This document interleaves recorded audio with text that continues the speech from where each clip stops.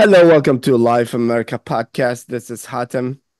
Came back after another COVID. Alongside me, the one and only Noam Dworman, owner of the Comedy Cellar and a major donor for APAC. Uh,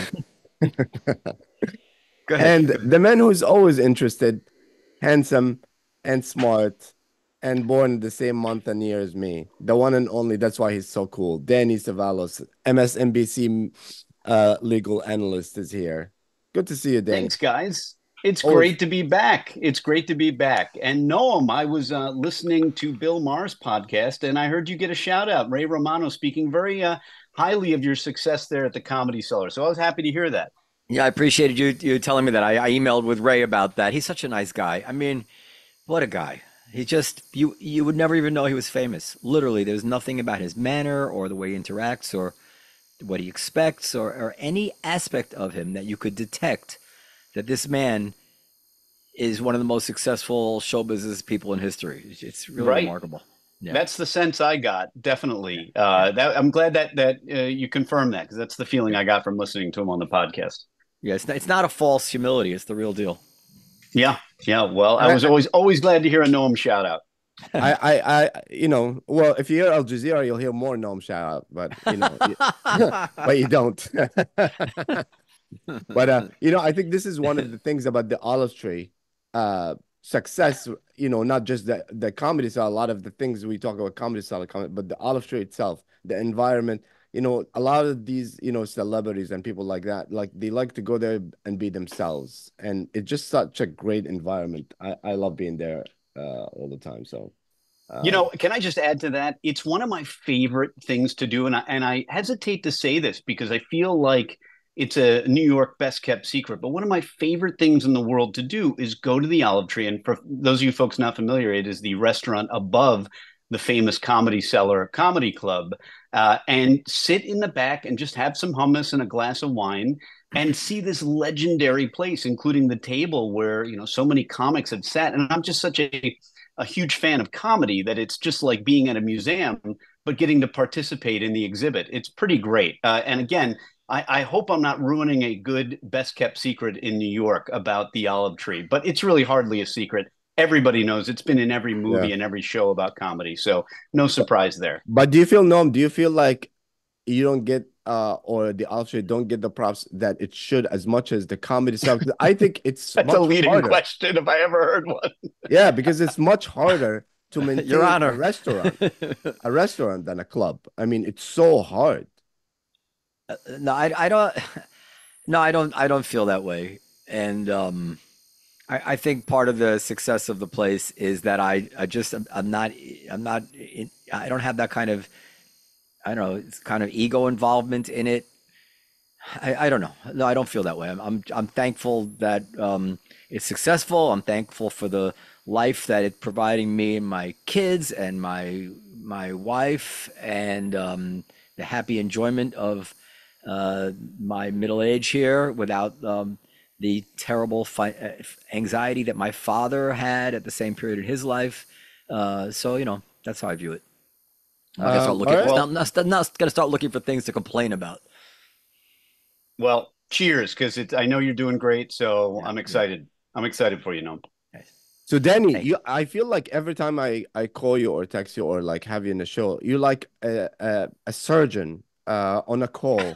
At any second, you can leave or something. Like, dude, like how do you do it? Like you're It is always so like in the funny. breaking news.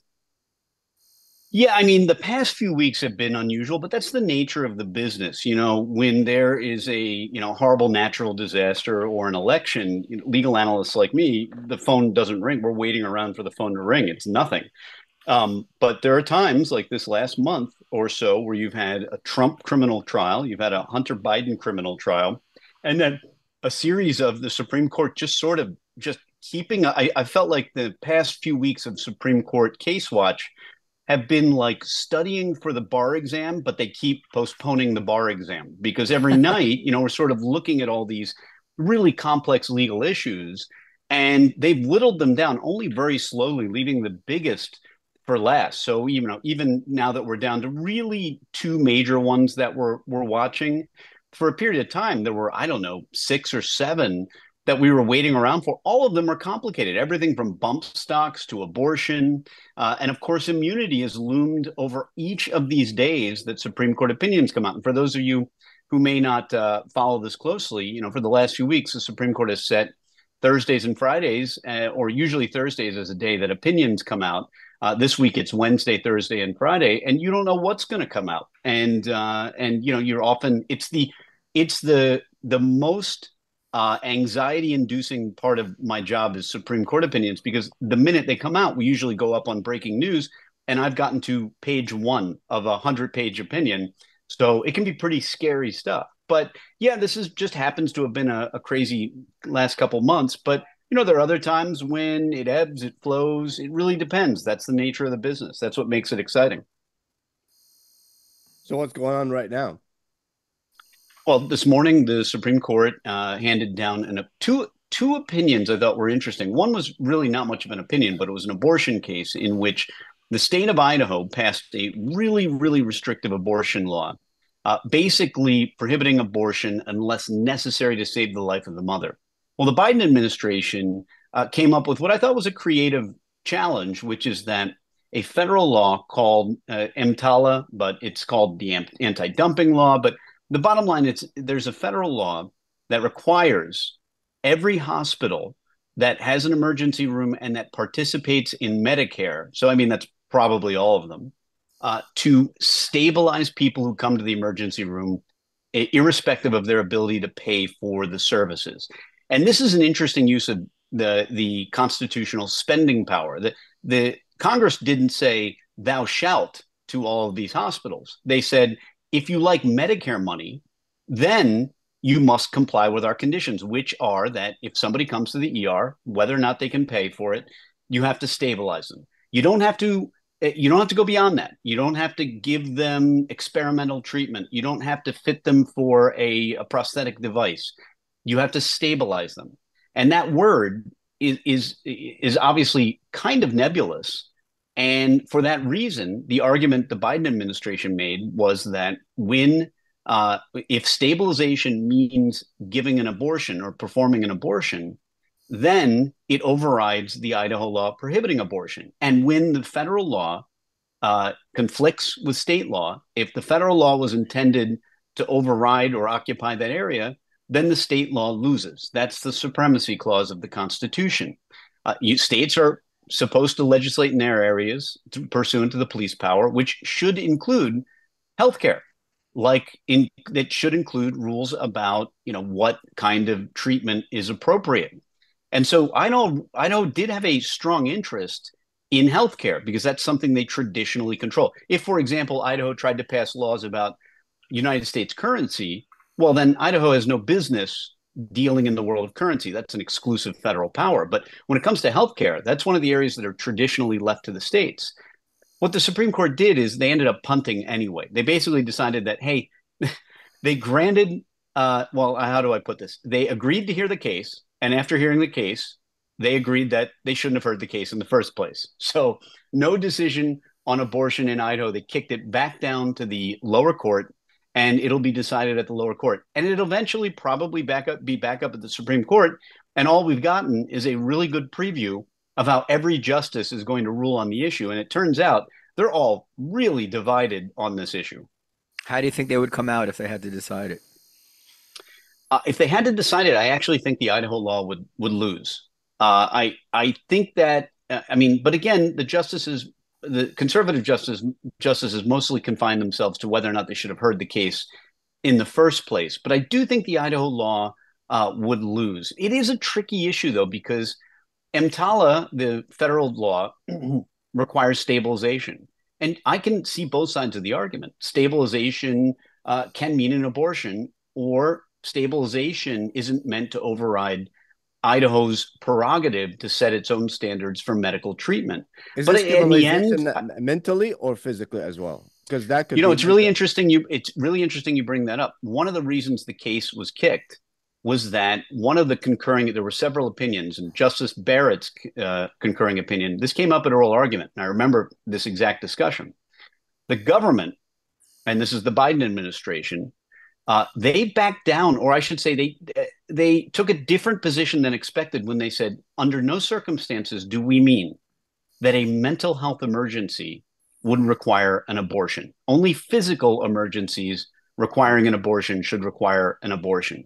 Justice Barrett said, well, that's kind of a different position than you took in the lower court. And for that reason, it should be kicked back to the lower court, because this is everyone's kind of evolving their arguments, and the case needs to be decided at the lower court first, and then maybe come back up here. But it's really interesting you bring up that issue, Hatem, because that was something that came up.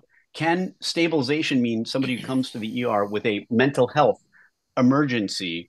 And the government's position was unequivocal. No, they're not looking for that kind of expansion. They're only looking for a situation where there's a physical emergency for which abortion is necessary to stabilize the patient. But if somebody he probably Googled it. Go ahead. No, I didn't. I'm so smart. Then I got to mark this day on my calendar. Go ahead. Stop trying to take my smartness. I'm underrated in this podcast. What if somebody is raped and they think about hurting themselves? That's bad. They have to stabilize them mentally. So maybe that's a thing. Right, but Hatem, so there wouldn't be any medically indicated. You'd be hard pressed to find that the treatment needed to physically stabilize someone for going through a mental health emergency would be an abortion, because you could make that argument could be extended to everything. I could walk into the ER and say, I'm going to kill myself unless you give me a Ferrari, and a doctor could say, well, the only way to keep this person from killing themselves is to give them a Ferrari. Therefore, the government has to pay for a Ferrari. So we're talking about, we're thinking mostly about what is medically indicated. And that word indicated in medicine means, what is the directed treatment for this kind of ailment? And keep in mind, I have virtually no medical training. I just have a couple terms stuck in my head. One of the reasons, No, I tell you why I was thinking about that, because when I first had when I first was in coma, and, obviously I went a little crazy because I didn't know what's going on. They didn't want to give me a heart. Actually, I didn't get a heart because of my mental condition. So they were like, no, keep them there until we decide they thought that I had a stroke or something in my head if they have given me a heart, then they would maybe he would hurt himself or wake up and not be able to carry it. So we will not do it for him. Yeah. They don't want to, the hearts are so scarce. They don't want to, yeah, that was a major decision. They kept me in coma for a while to make that decision if I'll be able to do it or not, and then they end up not giving me the heart. So can I just say, first of all, I don't follow this stuff like I used to. I want to say two things. First of all, the current Supreme Court, I like them.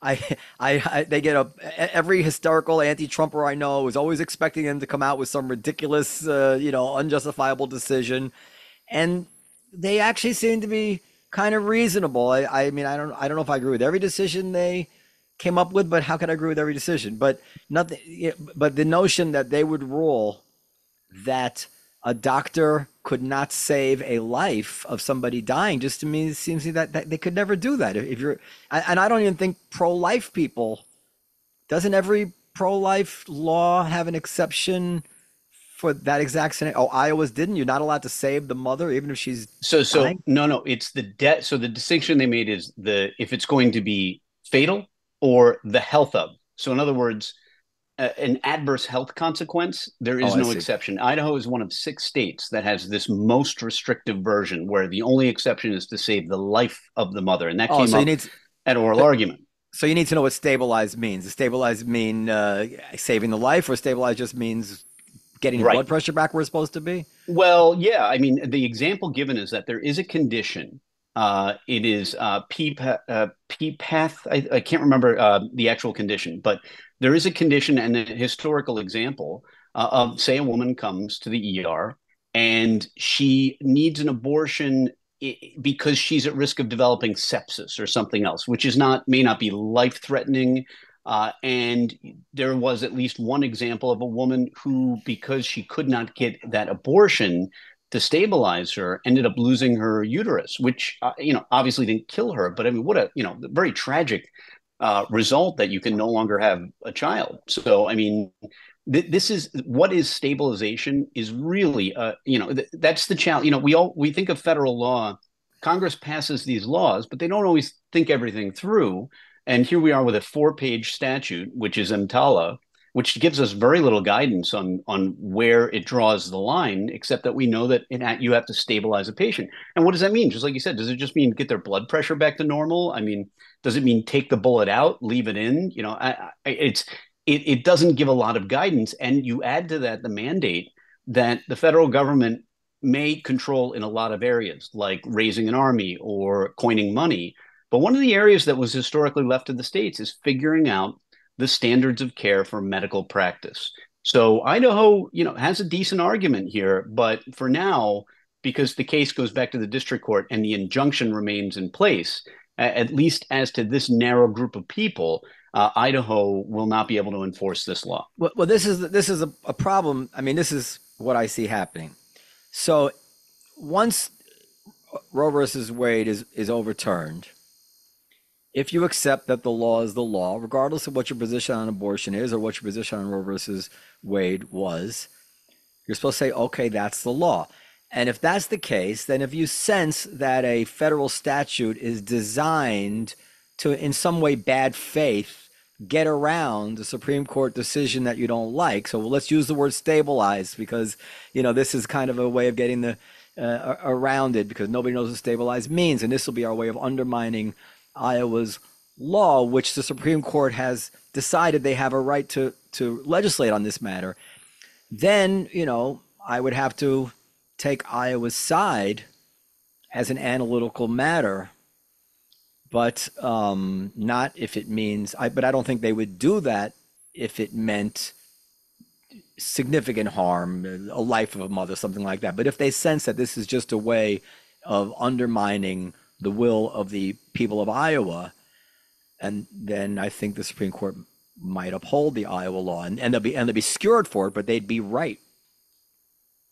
Well, the interesting thing is, does EMTALA create? Is it actually? It's been around for a long time. Is it a de facto pro-abortion piece of legislation? In other words, does it in a way create a band-aid post Dobbs for guaranteeing does it create a kind of Roe Planned Parenthood right to an abortion through federal legislation that overrides state law? It's a very interesting concept. I don't know that a lot of people thought of EMTALA prior to Dobbs as something that might guarantee the right to an abortion. And again, it wouldn't be guaranteeing a right. It would just be sort of legislatively directing one, but it's maybe a distinction without a difference. Is there any analytical crossover here with the Supreme Court case, which I believe upheld the prescription drugs traveling over state lines and that kind of stuff? I don't. Which one was that? Did that wasn't there one about was about abortion, labor-inducing drugs? Oh, yes. Oh, you're talking about the Myoprostone case. Yeah, that was returned. That was kicked for standing. So one of the things the court loves to do, I think, is if you're a judge and you decide that the parties don't have any business being in court in the first place, then you can kick the case without ever having to decide the merits. And that's what happened in the Myoprostone case. So Myoprostone is an abortion drug, and it was brought by a bunch of doctors who said, hey, we're affected by this because we may have to treat people who are harmed by this abortion drug.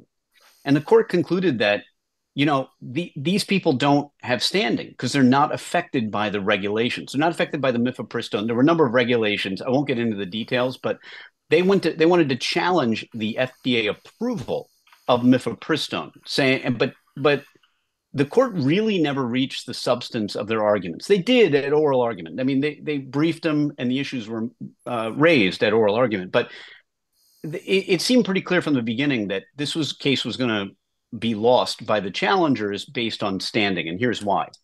The doctors who complained that, hey, this approval of Myoprostone harms us, the court said, well, no, it doesn't. In order to be in court, you have to actually be harmed by a regulation. You have to suffer a harm. And since these are doctors who are against Myoprostone, they're obviously doctors who would never prescribe it. So, if you don't prescribe something that you're morally opposed to. So it also was extremely unlikely that they would end up having to treat people patients who were harmed by having taken mifepristone prescribed by somebody else. And so one of the fundamental constitutional rules is that you have to have an interest in the outcome in order to bring a lawsuit. Otherwise, the three of us sitting around discussing our ideas about policy could just file suit because we care about a particular issue. Right. We might, and the classic example is taxes. Even though we all pay taxes, we're all affected by taxes. Even that, since we all pay taxes, we're no different than any other taxpayer. So generally, there's no standing. I can't just file suit in district court and say, "Hey, I'm not happy about paying 50% of my income in taxes," because and the court would kick that because I don't have standing. So even where you are affected, if you're affected like everybody else is affected, that's usually not standing. And the court eventually decided, hey, these doctors, they don't have standing to challenge the FDA approval of mifepristone. And it was different kinds of approval, like to be able to get it prescribed without an in-person appointment, some of the other regulations. And ultimately, the court really never decided them because they said the people before us have no business being here, which is very popular because if you're a court and you kick a case because the parties don't have standing, that's a lot less work you had to do. Yes. Excuse me. All right, let's. So what else? Let's move. What are you expecting on the immunity case? So here's what I think is going to happen, and I'm hardly Nostradamus. The prediction I'm about to make is a pretty safe bet. I wish I could make it sound like I'm going out on a limb. Danny, Here's what's your record with a prediction so far? A Trump prediction. What's your record? Probably low to medium low. I mean, I try not to predict, but there's some things like, for example, I'll give you a prediction on the Alec Baldwin trial that's coming up. I believe that'll be a not guilty. Now I've only bought myself trouble because if he's convicted, I look like an idiot. But that's the case. For example, I might go out on a limb. But generally speaking, with Trump, how do you predict a verdict? He's unlike any other human being in American history. How do I know what a jury's going to think of him? Wait, let's just take a little pause for a second before we get to the immunity case and give you your less solid prediction. What about Trump getting jail time for the previous one, for the Stormy Daniels case? Do you think he's going to get jail time? He should not. I believe he should not get jail time. And I'll tick off the reasons for and against. The reasons why he should get a non-incarceration sentence or a suspended sentence, the bottom line is however you frame it, even if it's a suspended sentence, even if it's house arrest, whatever it is. The standard, so we all agree on the same definition. When I talk about incarceration, I mean him actually going to prison as opposed to not going to prison. If he's in Mar-a-Lago with an ankle bracelet, then I don't consider that prison. I still consider that an administrative nightmare, but I don't consider that prison. I don't believe Donald Trump will be, and I don't believe he should be sent to prison. Here are the reasons why. This is the lowest level Class E felony in New York, and it's barely a felony. It's just stepping over it was aggravated to a felony by some gymnastics by the DA's office, but that doesn't matter. It's a Class E felony, still the lowest level felony. He's a first-time offender. There's no drugs involved, no guns, no violence. He's 78 years old. That's a factor that should be considered as well. And what I think also should be considered is the fact that he is a former president and a candidate for president, and that has to do with the administration of this sentence. If you want to send him to prison, it will be a nightmare. And by the way, the judge in this case already recognized when he was considering gag orders that jailing a president would be a challenge. Now, a lot of people say, oh, but 34 felonies, how many other cases do you have with 34 felonies? My answer to that is, oh, there are definitely cases in the federal system where you'll have 34 felonies. They're usually white collar type felonies, but that happens for sure. My last federal trial, I think, involved 26 different felonies. So the number is not that staggering. And also, there are 34 felonies of the exact same kind that should be grouped together and sentenced concurrently. So 34 felonies, I don't stack them end to end to end and say he went out and committed 34 different bank robberies. It's hardly the same thing. So ultimately, this is a defendant in any other case that would get a maybe not probation only, maybe some form of suspended sentence, something like that. Now, on the other hand, why I think he might get an incarceration sentence. The biggest factor is that he annoyed the heck out of the judge. That's the only real factor that I can think of that really compels or leans towards an incarceration sentence. That and that alone. Now, do I think that's the way the judge will go? I don't know. But I really think he will not be sentenced to prison. And I also think he shouldn't be sentenced to prison because, like defendants in his situation, and by the way, you cannot compare him to defendants for whom they were convicted of the same crime, but that crime was the lowest of a series of crimes. So, for example, if I'm involved in some major money laundering scheme and I've defrauded a bunch of people, then usually the false entries is like the tail end of the crimes I'm charged with. In this case, it was the lead charge. Oh, and here, let me give you my most controversial. This has got me in a lot of trouble, Noam, so you'll like this. My position is this. There are no victims. Now, when I've said that in the past, people get really, really upset. And they come up with theories. They say, well, the victims are the American people deprived of a fair election of the information they should have known. And to that, I say, that's a very interesting theory of victim. I'm listening from a moral perspective. But in criminal justice, as victims are defined, victims are not every person that was tangentially affected by the conduct of the criminal. If that were the case, then the criminals who led to the cratering of the housing market many years ago, every one of us who have to pay increased interest rates or whatever the case may be, or fill out more forms when we're applying for a mortgage, then we're all victims too. You can't take that cause and effect approach to victimhood. Otherwise, everyone's a victim in every case. We're all a victim of every street crime because I'm more nervous getting on the subway. So that's an interesting theory. It's just not traditionally how we think of victims. Victims are people who lose money, who are defrauded. And no one here was defrauded. I had one person ask me, well, what about Stormy Daniels? She was a victim. I'm like, well, she'd be the first victim in American history who, instead of losing money, made $130,000. I don't think she doesn't meet the definition of victim. So my position is that there are no traditional victims, and that is another factor favoring a non-incarceration sentence. Yeah, well, to me, there are a few issues that are as clearly a litmus test of whether somebody has lost their ability to be fair than when informed people defend anything about this entire case against Donald Trump. And there's a million ways to look at it. I mean, I debated Ilya Somin, the lawyer who writes for the Volokh Conspiracy on Reason Magazine, is a high-level attorney on my other podcast. Sure. And you can check it out for yourself to see how well he fared. But I can tell you that he didn't retweet the interview. And one of the questions I asked him, just as a threshold question, was, okay, if on the exact same fact pattern, would Alvin Bragg have brought this case in New York right before an election against Joe Biden? And Solomon says, yes, it's absolutely possible that he would have done that. So I'm like, at that point, it's like, just get off my phone, like Bob Grant. You said, like, obviously, there's no way Alvin Bragg is going to try to bring it.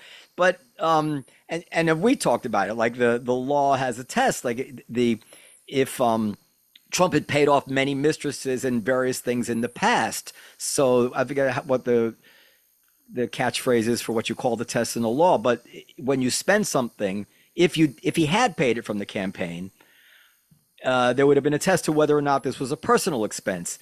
And if you could show that he would have had this expense regardless of the campaign, then they could have charged him with the personal expense. So the law is so vague, and the rule of lenity is so obvious here that they could have charged him either way he did this. But without getting into the weeds of the law, there's something much more fundamental, which is that he had a consensual affair, and then this woman hit him up for money right before the election.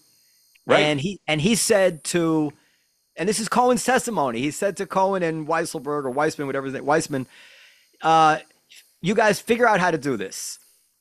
And then they came back and told him how to do it. Like this. So that's why the federal prosecutor said there's no intent. But that's what I'm saying. So I just want to say, I had a bookkeeper one time steal from me $150,000 cash. Jeez. And she did not go to jail. Yeah. Okay. And you're going to tell me that they're going to put this 78-year-old man in jail for paying off somebody who was extorting him on the theory that somehow the only way he could pay off this woman who's trying to ruin him is by disclosing the facts that he's trying to conceal when she's trying to ruin it. It's so ridiculous, Danny. Like, come on, Right. guys. I mean, there's a million Right. other cases against Donald Trump. Maybe he belongs in jail. This is not one. Right. Right. Listen, I from the beginning, if you read Mark Pomerantz's book, I mean, he describes a situation where they assembled all these brilliant lawyers, some private, some, some in the DA's office, and they spent all this time basically saying, "Let's get them. How do we get them?" And that's not the way prosecutors are supposed to do things. I'll give you one of the things that he writes about in the book. They commissioned two outside law firms to tell them whether their theory of criminality was a crime.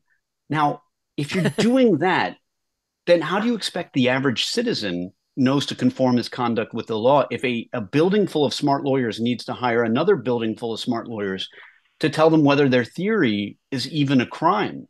And, to me, one of my litmus tests, to use your term, one of my tests to decide whether or not this is, for fairness is, I mean, a lot of people were very much for the New York prosecution of Donald Trump, but I don't know that a lot of people could articulate the theory of responsibility that ultimately went to the jury.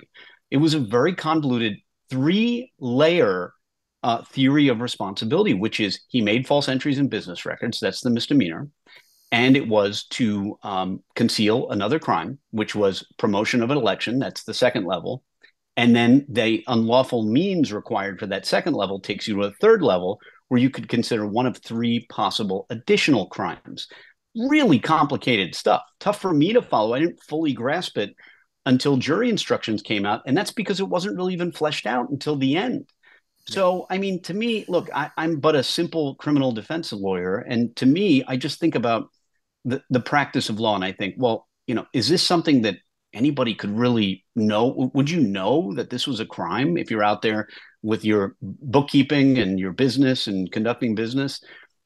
I'm not sure. I guess, look, false entries, I get it. Was this sneaky? Yeah, sure. That was the idea. It was supposed to be sneaky because you were concealing something that was embarrassing, like we all do, and we all have done at some point in our lives. So, yeah, I agree with you, Noam. I don't think this is a case that should have been brought. I think it's very susceptible to attack on appeal. And, really, it's really fascinating. Here we are rolling into the election. There may be an outcome where there ends up being zero convictions of Donald Trump, because if this gets overturned and if Trump gets elected, the federal cases are still pending, they'll go away, and the Atlanta case against Trump has devolved into just one big mishegas. I have been underwhelmed and unimpressed with every move the Atlanta prosecutors make. I'm sure there's some smart people on the team and in the office, but I mean, as a whole, I have not been blown away by their team effort. If you had come to me and said, do some legal research, tell me, what do you think if we pay Stormy Daniels from the campaign?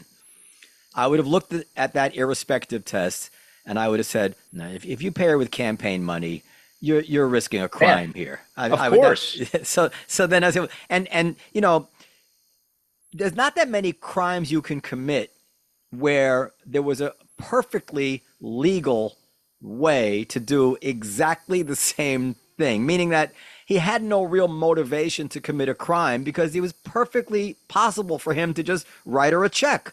Like, it was like, there's no, Right.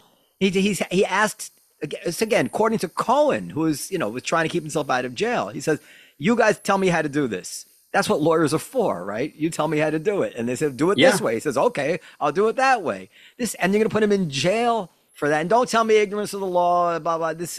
I'm not even sure that applies in this statute, which requires specific intent, according to what I've read. But sometimes that ignorance of the law argument is the last refuge of a scoundrel trying to justify a legal action that they know is not moral. They just know in their heart, this is, you give prosecutors latitude, but they're still supposed to be moral beings. And do you think that this is going to open the door for future, somebody, whoever loses and doesn't become president anymore, for the other side to? Yeah, that's the issue with the immunity argument. And going back to that briefly, I think what you'll see from the Supreme Court is here's what I know you'll see. I know you won't see a decision that gives absolute presidential immunity to all ex-presidents for everything they do. And the reason I know that is that that's not even what Trump is asking for. Trump is conceding. When I say Trump, I refer to his defense team, but Trump's conceding that purely private conduct can be prosecuted. They've said as much. So, and they even went through a list of hypotheticals in oral argument before the Supreme Court. And Trump's attorney said, no, that's private. You could prosecute that. You could prosecute that. And that would include stuff that is purely campaign related.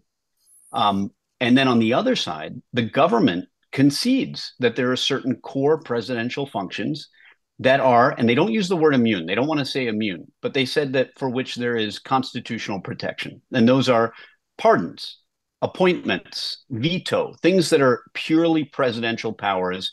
The president is, well, we'll just call it immune. And that's what one of the justices got exasperated with this parsing of words and said, look, government, let's just call it immunity. That's what it is. And of course, even that explanation still leaves a lot of questions. What if, for example, you take the pardon power, which is one of the most unfettered absolute powers of the president, but you can imagine a pardon given for a bag of cash. Well, that's a bribe. So now what? What do you do with that? And then you have a secondary argument, which I think is a big distraction. I don't think it's going to get very far, but Trump is arguing that you have to be impeached and then convicted in order to be prosecuted. I think that's a non-starter. I think a safe prediction is that argument's going to go nowhere. It makes no sense. It just doesn't work. You can imagine many scenarios where a president does something that's purely private. It's awful. He's impeached but not convicted because Congress is, it's hard to get 2/3 to convict an impeachment. And then it might be purely private, but it's not prosecutable. The permutation, it gets too crazy. So let's throw out that one for now. In terms of immunity for official conduct, there's going to be some immunity, but it won't be absolute immunity. And in all likelihood, the case will get kicked back down to the trial court. And the $1 million question is, whatever the Supreme Court decides, how does it affect the January 6th case in DC, and to a lesser extent, the other cases, including the case in Florida before Judge Cannon? Yeah, can you remind us, if you know, what the specific actions are or might be that Trump wants to use immunity to hide behind? I'll give an example. At one point, this is sort of the classic example to me. At one point, he had an infamous meeting with a bunch of higher level DOJ people, and there was this. Why can't I think of it? His name escapes me, but he's sort of this Iago type character who was in the office of.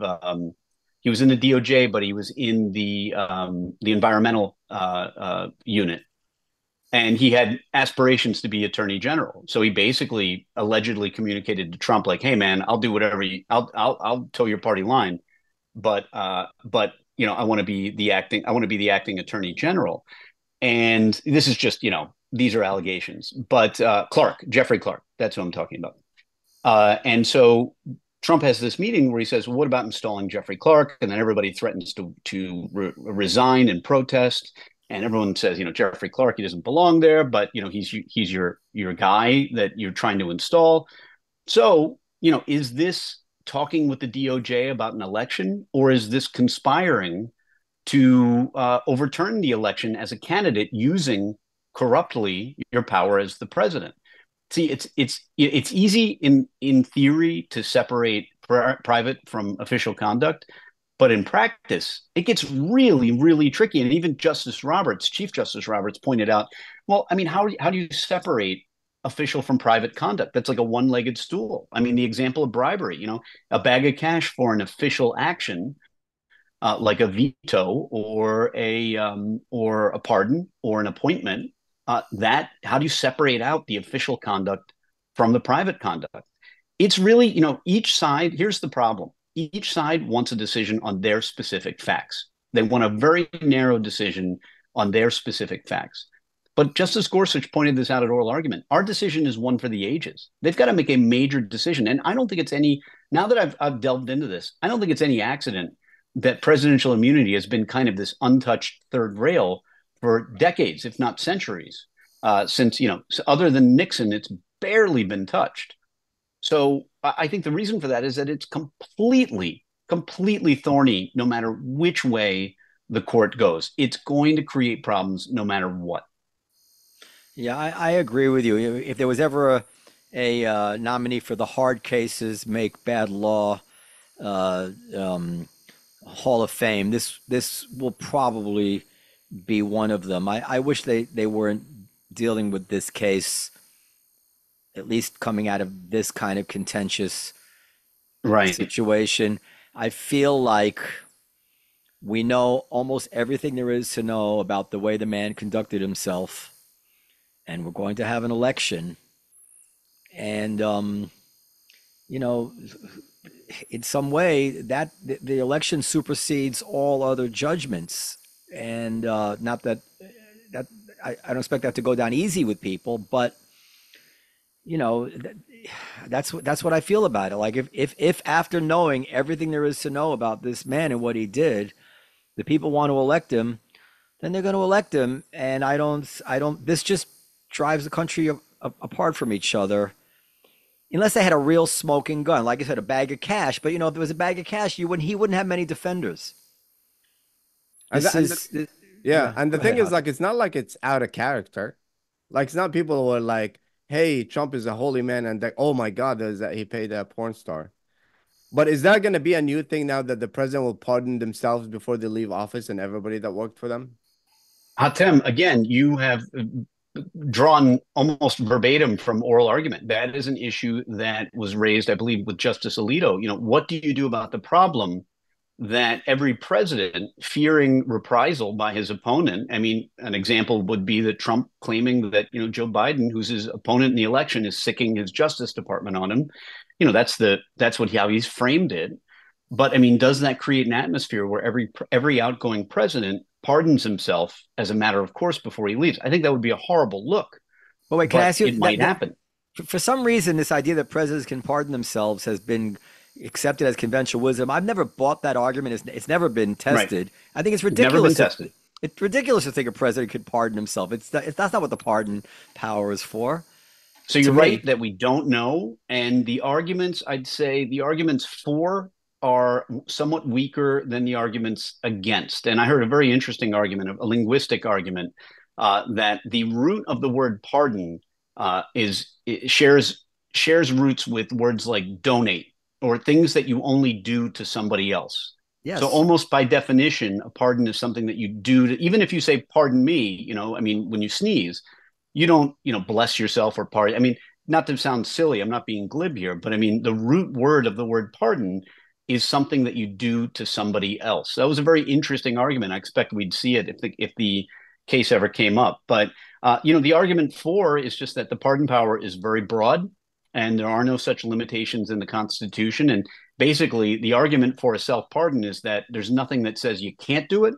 But I think if push comes to shove, I agree with you. I think when and if the Supreme Court decides it, I think that they would decide that you cannot execute a self pardon. I I mean, I heard I that. don't know. Let me just say, I don't know the history of the convention, but it seems to me, just common sense, that the pardon power was given a president for him to be able to correct and rectify any glaring injustice that came across his desk over and above, what the political process might perversely produce for a group of geniuses who formed the government, the Constitution, who were so concerned with checks and balances, so concerned with any one person's ambition to power, to have intended for a president to be able to then commit crimes on his way out the door and pardon himself.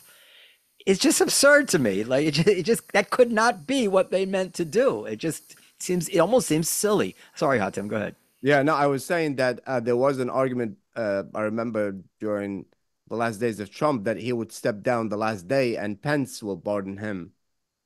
Yes, that would be fine.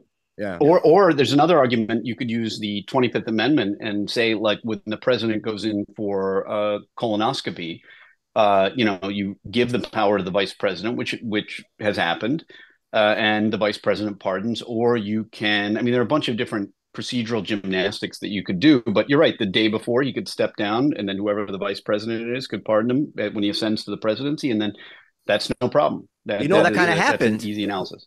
That happened when With Ford pardoned Nixon. Yep. I mean, yep, people. that is what happened. So it's even worse. It's just going around the. Speaking of that, when you go through a colonoscopy or something, just back. Do you know that Gaddafi? He loved power so much that when he did like plastic surgeon, he would not let them put him to sleep at all because he afraid that they're gonna kill him. He would do all the surgeries while he's awake. Isn't that local anesthesia? Wow. Yeah, it's crazy. That's intense. That's intense. Yeah. Gang, I've got a hard out here. I've got the 2:00, but I hate having to sign off, but I love you guys. What's your expectation of the debate and the VP? Last question for you. And then boy, I'm so surprised. If you'd given me 100 people and you told me that Doug Burgum would have been in the running, I would have said who. I mean, that is I really did expect, and again, this is outside my area of expertise. Just Trump being Trump, I did expect him to go with a female, one of his attractive female fans. I mean, whoever that may be, the Dakota governor, what's her name, Lauren Boebert. I just kind of felt like he would do that, but that's based on nothing other than my own take on Trump's things that he cares about. Not Tucker Carlson. Oh, I would have. Yeah, why not? Why not? No, because he's gone crazy, Tucker Carlson. I don't know if you've been following the stuff he's been saying that we have aliens from Satan that kill people. I'm not even kidding. He's actually saying that stuff. But he is interesting. Well, I mean, we could talk another time, but Tucker Carlson is taking a turn to the old school anti-Semitic right that Trump. Trump is. He might have been afraid to offend those people. My read on Trump is that's not him. I mean, Tucker Carlson's really gone right. I think the debate rules are going to help Trump, not Biden. That's what I'm predicting. And another litmus test was all the people on Twitter who were saying that Trump was looking for an excuse to chicken out of the debate, like Bill Kristol and these guys. He loves this stuff. Yeah, but it's the same. They're so addled in their thinking about Trump that they actually think he wanted to chicken out of the debate. And if you did a Venn diagram of the people who thought he wanted to chicken out of the debate and the people who are defending the Stormy Daniels decision, it's virtually 100%. Like the total overlap. That's what I see. All right. It'll be entertaining no matter what. Yeah, thank you. He's got to go. Take it easy, Danny. And I'll see you soon. All right. Love you guys. Thanks for having me. Love you too. Bye. So Noam, what do you think about the debate tonight? I can't wait. I almost wish this is Manny's thing. I wish it wouldn't have. I know it'll be over at some point. I'm sorry it will be. But